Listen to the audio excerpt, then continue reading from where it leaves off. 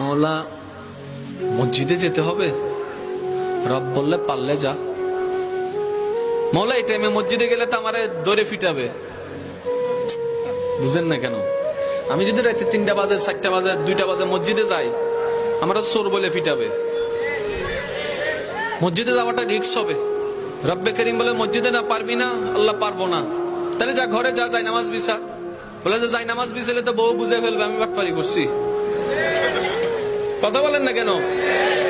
মৌলা বউ বুঝে ফেলবে, মা বুঝে ফেলবে, নিশ্চয় কোন একটা অঘটন ঘটাইছি, সেজন্য যাই নামাজে বসে কান্না করছি, তাহলে তো ইজ্জত ফানসাদ। রব্বে করিম বলে মসজিদও পারবি না, যাই নামাজে পারবি না। মৌলা কেমন জানি লাগছে। রব্বে করিম বলে ঠিক আছে, আমি আল্লাহ কতটুক মায়া মহাব্বত করি তোকে, তুই তো বুঝতে পারস নি এতদিন, আজকে বুঝার চেষ্টা কর। মসজিদে যাওয়া লাগবে না, যাই নামাজ বিছানো লাগবে না, ওযু করা লাগবে না।